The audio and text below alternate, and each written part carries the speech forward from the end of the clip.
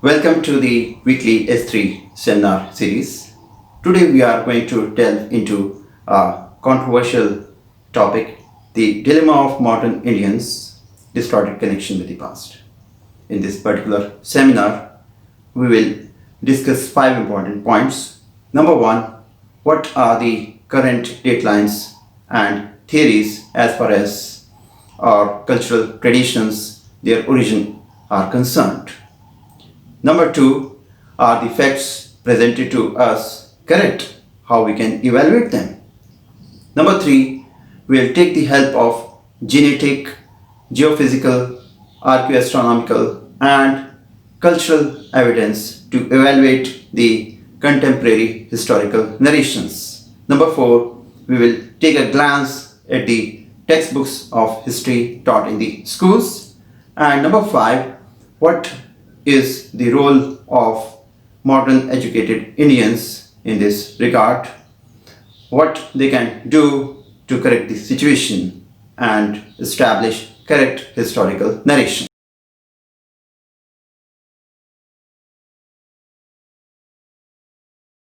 We would begin with introduction of two Indologists. Basically, Indology is the academic study of history, culture, languages, and literature of India. People who undertake such study, they are called as Indologists. Two prominent Indologists of the British era are Thomas B. Macaulay and Max Muller. They both have profound influence on India. Whereas Thomas B. Macaulay has deep influence on the education system, Max Muller has profound influence on the history of India that is taught to us. Macaulay was a British poet, historian and politician. He wrote extensively on British history. He also had political office as secretary during war between 1839 and 1841.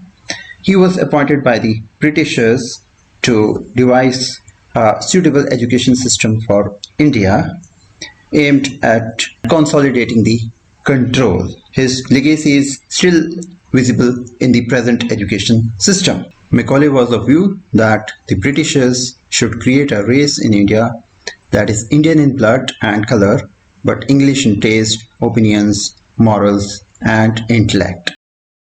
Max Muller was an Orientalist interested in the study of religions, particularly Sanskrit language and the Vedic literature. He was born in Germany but educated in Oxford, UK. Later he became UK citizen. He said that Vedas are worse than savage and India must be conquered again by education. Its religion is doomed. He wanted to engineer an Indian form of Christianity. He hoped that superstition and idolatry that he considered to be the main characteristic of Indian culture would disappear. He somehow persuaded the East India Company to allow him to undertake a critical edition of Rig Veda. He carried out this task for several years, but somehow he misinterpreted Vedic texts to make them look primitive and promote them as mythology. Max Muller is also the main architect of the Aryan Invasion Theory. According to the Aryan Invasion Theory, foreign Aryans conquered the native Indians between 1200 and 1500 BC. Natives mainly inhabited the Indus Valley region and they were part of the Indus Valley Civilization. The foreign Aryans who came from Central Asia, they were able to conquer the native Indians on account of their superior iron weapons and horses. The native Indians, they were driven towards the south, and possibly the present day South Indians are the native people of the Indus Valley Civilization. According to Max Muller, Rig Veda was composed in 1200 BC. The Aryan Invasion Theory implied that the Indian culture came from a foreign soil. All Indologists were not like them. Schopenhauer, who was a German philosopher known for his pessimism and philosophical clarity, had different opinion. According to him, the Sanskrit understanding of these Indologies was like that of young schoolboys. Similarly, Alfred North Whitehead, a British mathematician, logician, and philosopher, said, Vedanta is the most impressive metaphysics the human mind has conceived. Similarly, Voltaire, a French writer, historian, and philosopher of the 17th century, held differing views about India. Voltaire was famous for his wit, criticism of Christianity, the Roman Catholic Church, and at the same time he advocated freedom of speech, freedom of religion, and separation of church and the state. Voltaire was a frontrunner of liberal pluralism in his approach to history and non-European cultures. Since the days of the Industrial Revolution, the Eurocentric model was very prominent.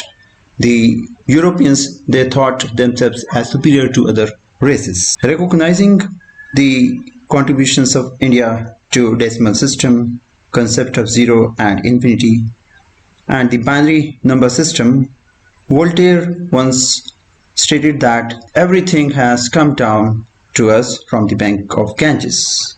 Pythagoras went to the Ganges to learn geometry. The views of the favorable Indologists were not supported by the East India Company. They basically favored Indologists like Macaulay and Max Muller, who had negative influence. The Vedic literature were denounced by the Indologists because of their Eurocentric superiority model. They had colonial point of view that all other continents, they were supposed to be colony of the Britishers on account of their superiority. This systematic and institutionalized negative propaganda on our history and culture had tremendous effect on the perception of the masses. It was some kind of manipulative tactics to bring about psychological perception re-engineering. In fact, it's a well-documented fact that governments, they employ 4 steps to bring about a slow change of mass perception. It begins with demoralization. During this stage, which typically lasts 15 to 30 years, that is one generation, the moral fiber, integrity, and spirituality of the masses is put into question. Then the next phase is destabilization, which takes 2 to 5 years. The purpose of this step is to change the status quo, particularly the region's economy, foreign relations, defense, and other means. Then the next phase, which lasts few weeks, is the crisis. So this is a very major step which involves some kind of revolutionary change. And then this is followed in the end by the 4th step, that is normalization, which takes 10 to 20 years. So as a result of these 4 steps, in about 2 generations, the perception of the whole set of masses changes. So this strategy was applied by the East India Company to gradually change the perception of the masses and make them develop an inferiority complex about own culture. As a result of this, people started treating their own historical descriptions as mythology. Historical figures, they were regarded as fictional.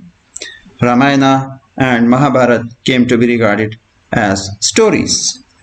Every custom and tradition came to be regarded as superstition. That this strategy is very successful can be known by the fact that we are very fond of using mythology for everything of our history. Take the example of Amar Chitra Katha. Its front page declares that all the contents are nothing but myth, fictional.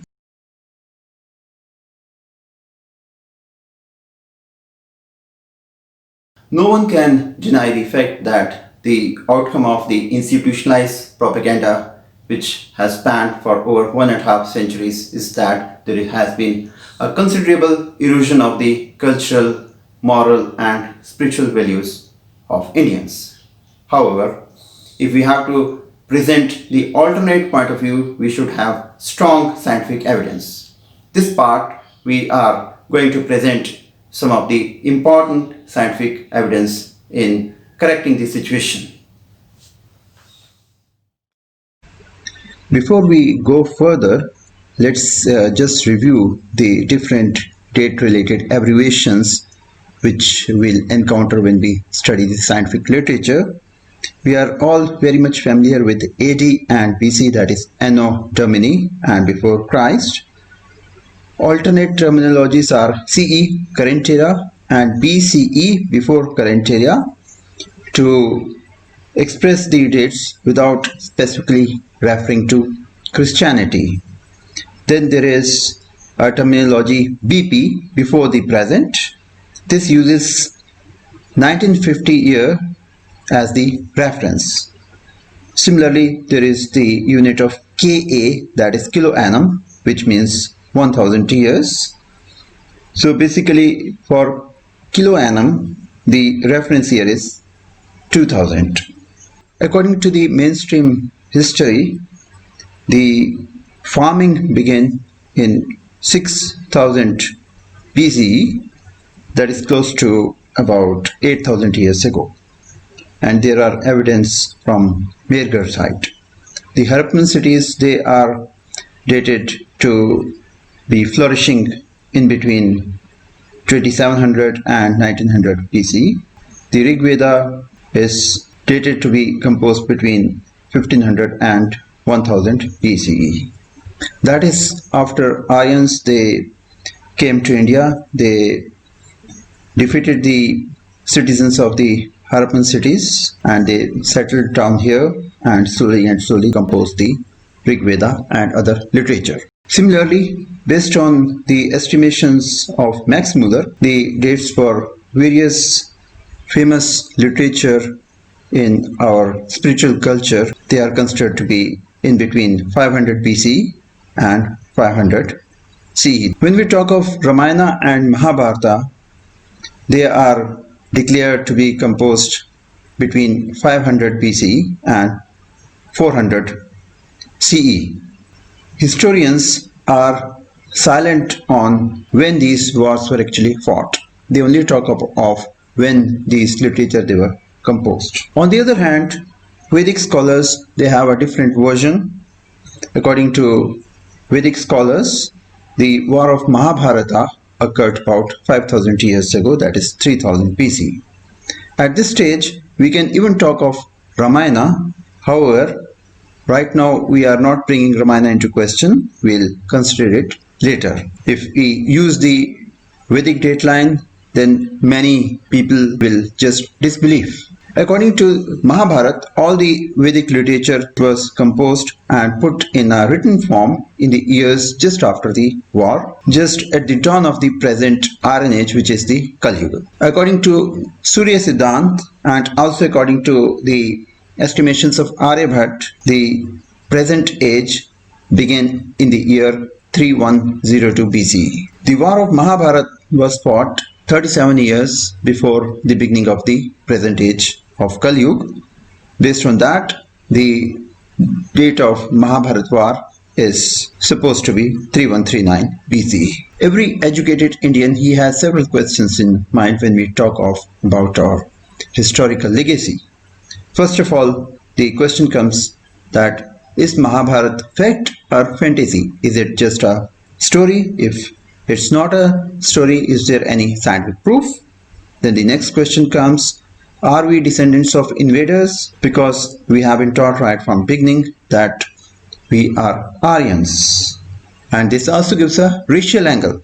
If the North Indians are Aryans, the South Indians are Dravidas. Then the next question comes, if we are not from the same ancestors who were residing in the Indus Valley, who were those people?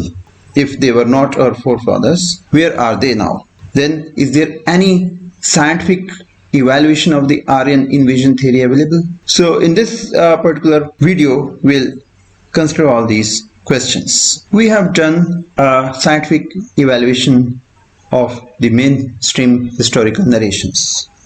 As far as the Aryan Invasion Theory is concerned, no one has asked any proof to Max Muller. All his concepts about the Aryan invasion and then the falling of the Harappan civilization, they were totally speculative in nature.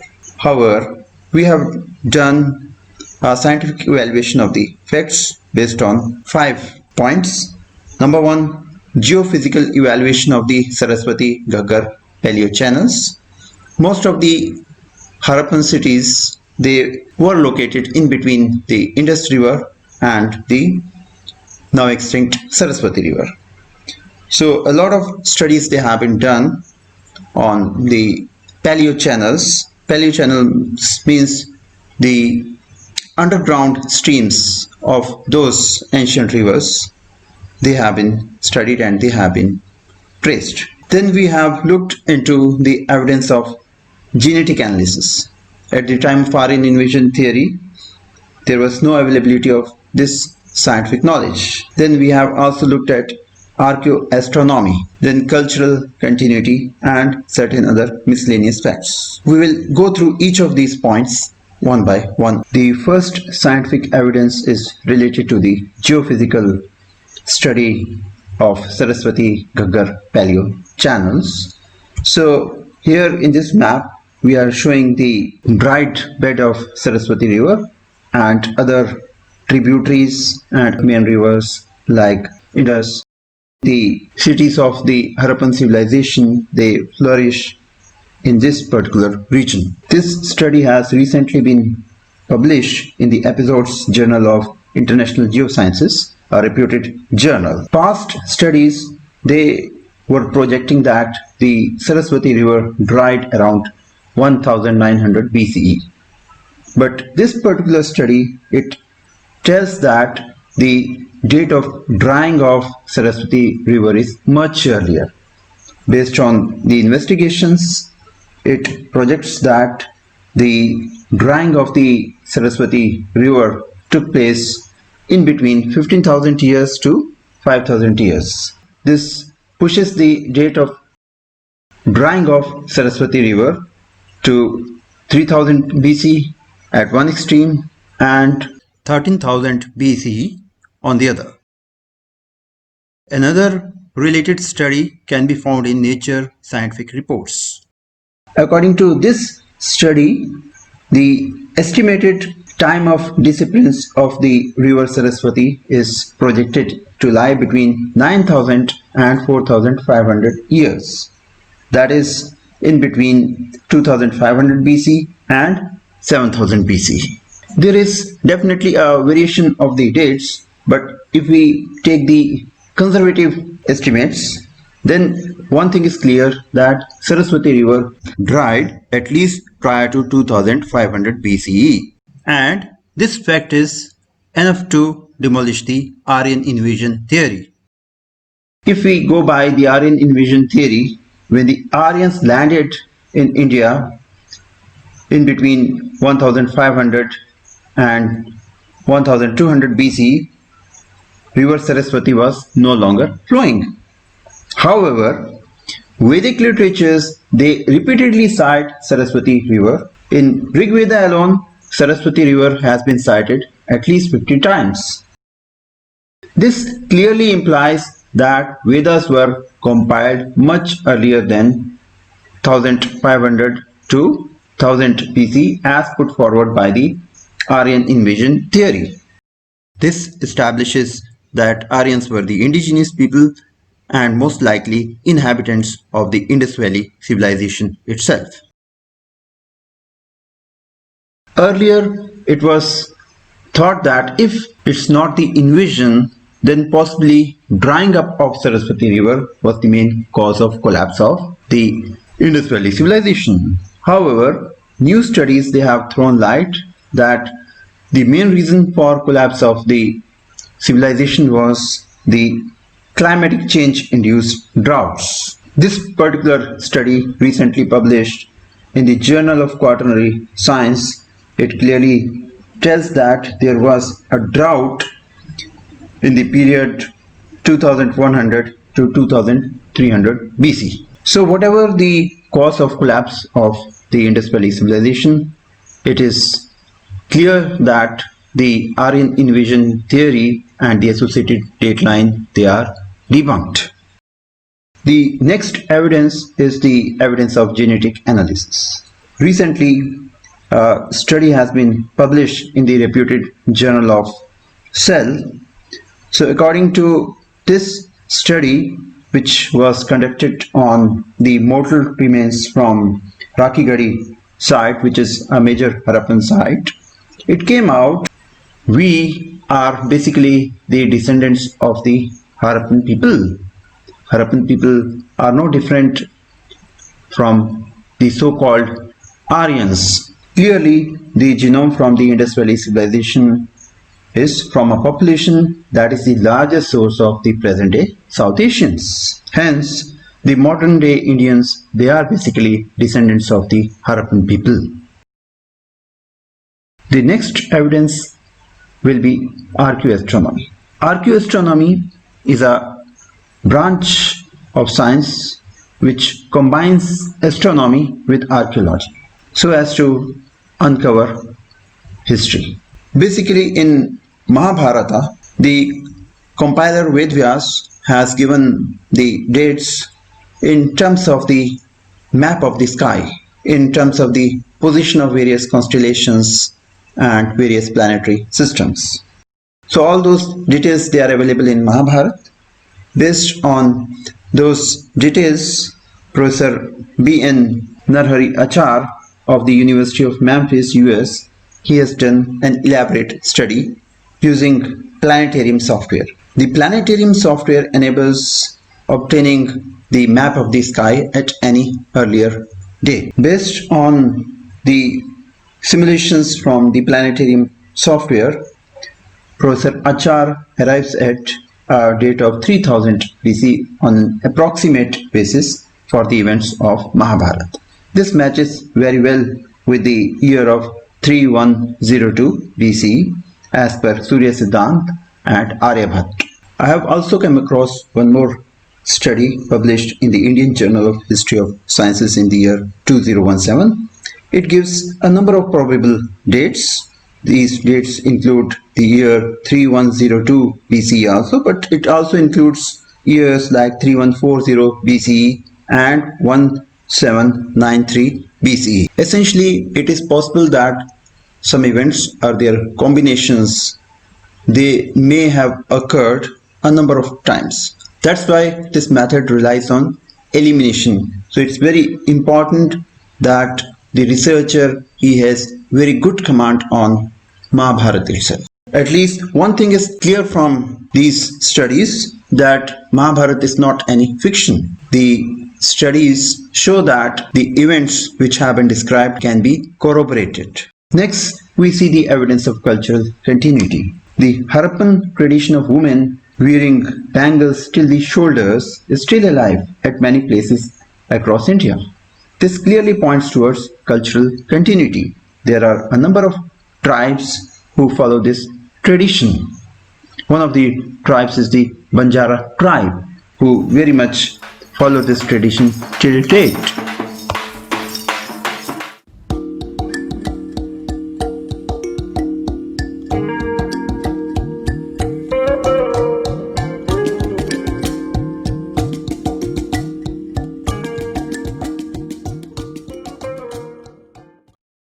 In addition, the discovery of the artifacts bearing the symbols of swastika, Om, and Shivlingas, they also point to cultural continuity only.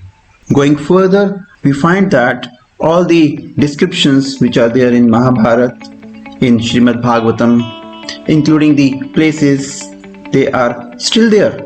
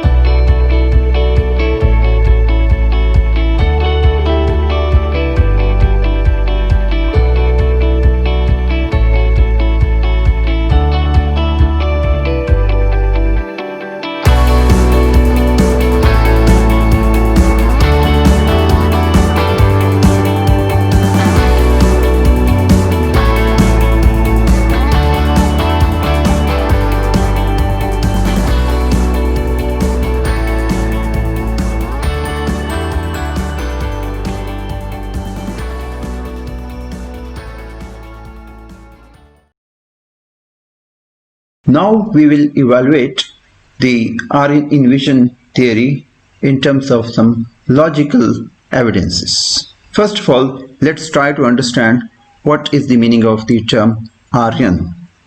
The term Aryan is derived from the Sanskrit word Arya.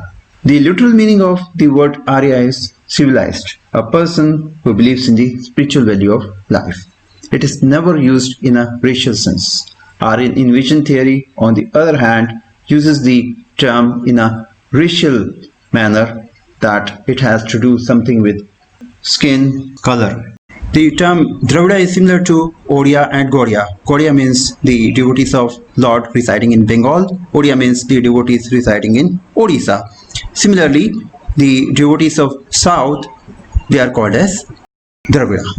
Later on, the term Aryan was misused by Germans and the Nazis under Hitler to create racial atrocities. The statement that racially white or light-skinned Aryans, they pushed the darker natives of the Harappan settlements southwards, this does not hold much ground. In fact, the color has never been a basis of the spiritual knowledge of India. Had this been the fact, then the people of the North India would not have liked the dark-skinned deities, Lord Rama, Lord Krishna, or Lord Vishnu.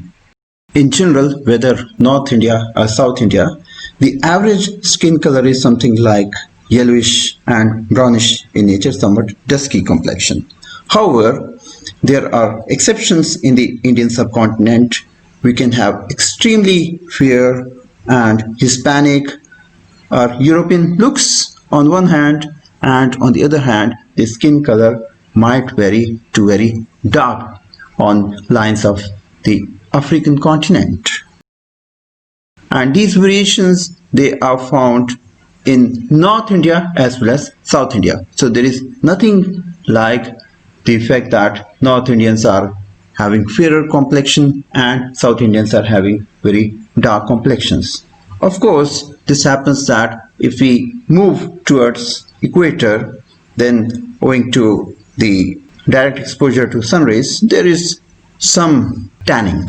To say that the South Indian traditions, they are different from the North Indian traditions, that's also a bit absurd. If that had been the case, then the South India would not have followed the Vedic traditions. In fact, South India boasts of more authentic Vedic culture and tradition in the form of deity worship, in the form of dressing, and in terms of the respect to cow. All across India, right from north to south, east to west, the cow dung is considered pure and holy. Cow is worshipped. This is the greatest example of the uniform prevalence of Vedic culture all across the Indian subcontinent. There has been no evidence of any foreign invasion. In those days, population migration on account of flooding and droughts, that was very common, and this has been mentioned at several places in the Vedic scriptures. There is no mention of any foreign Aryan homeland in any of the Vedic literatures covering the 4 Vedas, 108 Upanishads, 18 Puranas, and the 2 Itihasas. All the Vedic scriptures, they repeatedly cite the existing mountains, places, and rivers of India only. Had the Aryans migrated from some other land, they would have definitely made some references at least to the rivers, mountains, places of those lands. So this contradicts the proposition that the Aryans, they came from some foreign soil. There is a direct reference to the cities of Harappan sites at several places in the Vedic literature. In fact, in Srimad Bhagavatam, there are instances of reference to those cities. For example, in Canto 10, there is instance that the group of the friends of Lord Krishna and his parents, they visited Ambika forest, which lies close to a Harappan site. Lastly, on one hand, there is vast literature comprising of the Vedas, Upanishads, Puranas, and Itihas. On the other hand, there are about more than 2,500 archaeological sites which have been discovered, and apparently there is no documentation associated with them. This leads to something called as false paradox. Essentially, the literature and the artifacts, they must point to one and the same civilization. Cultural continuity clearly points to the fact that the Indus Valley settlements, they were indeed Vedic civilizations and not otherwise. The Aryan Invasion Theory does not have very strong historical, cultural, scientific or archaeological evidences. It has been consistently debunked by international researchers in the last 30 years. The Aryan Invasion Theory was totally speculative, and it emerged from mental concoction of Max Muller. When proposed, science did not have the benefit of understanding genes, human migration traits, and many other scientific techniques which we have covered so far.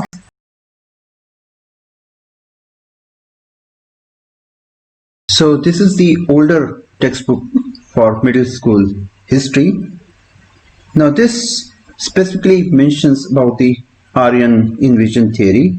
It mentions the year 1500 BC, and that the fall of the Harappan culture was a sad event.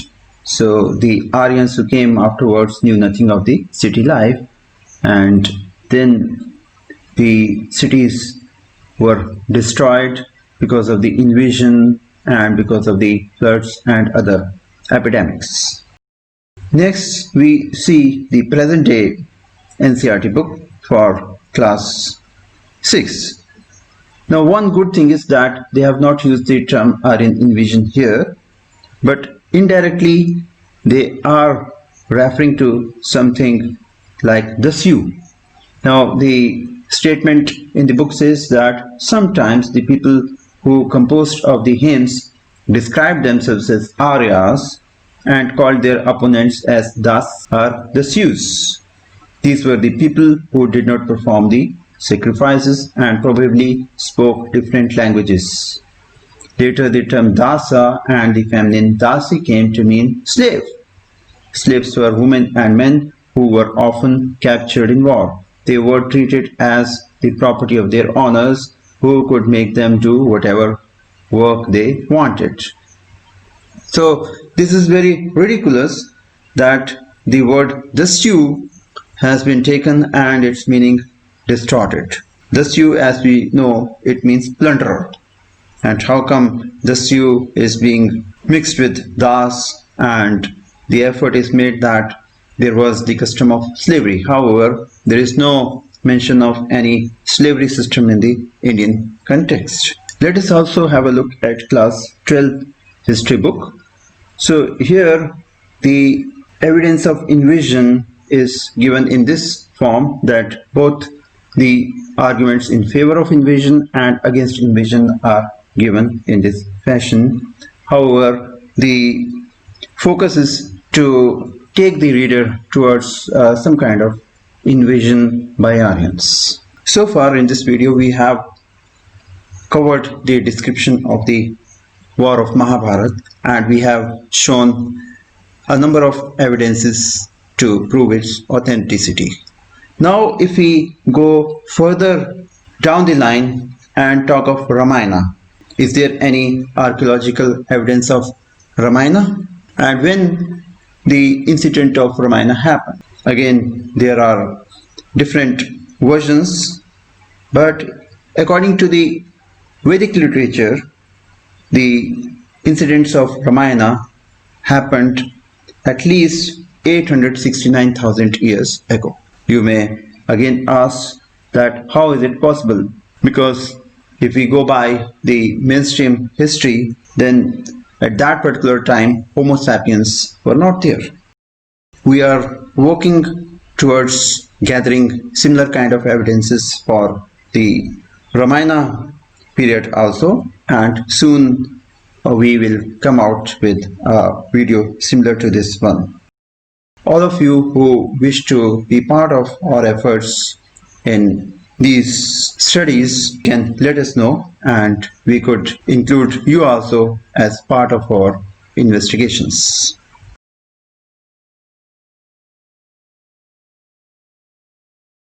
It is hoped that the viewers are very much convinced with the facts presented in the previous sections. If you are convinced, the next question which comes to our mind is that what should be our actions? How we can correct the situation? What should be our responsibility? We can take a cue from the teachings of Chaitanya Mahaprabhu, who appeared in India over 500 years ago. Chaitanya Mahaprabhu, he said that if we are born in India, we are very fortunate. It is then our responsibility to first learn thoroughly our Vedic teachings, and then we should present it to the world, and in this way we do good for all. In order to connect with our spiritual traditions, it's very important that we read the Vedic literature from authentic sources.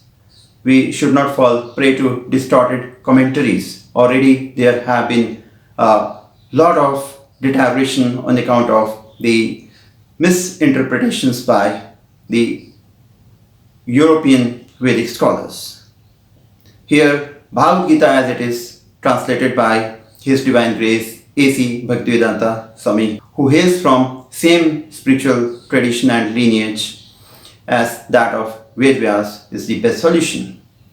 It is written in very easy to understand form. It is available in English and all major Indian languages. If we read Bhagavad Gita, we'll get an essence of the spirituality of the Vedic literatures. If we are done with Bhagavad Gita, then we should start reading Srimad Bhagavatam.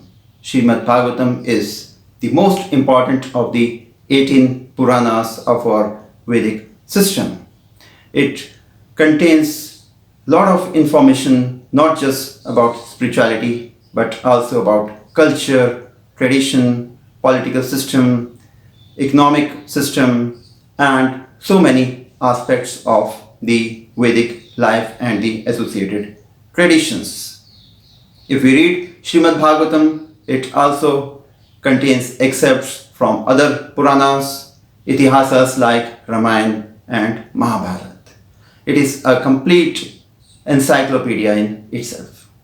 In the spiritual circles, whereas Bhagavad Gita is regarded as equivalent of the bachelor's degree, Srimad Bhagavatam is regarded as the master's degree. Alongside reading the important books, we should also practice spirituality at our home. The Vedic literatures, they have prescribed transcendental sound vibration based meditation, the mantra meditation for this particular age.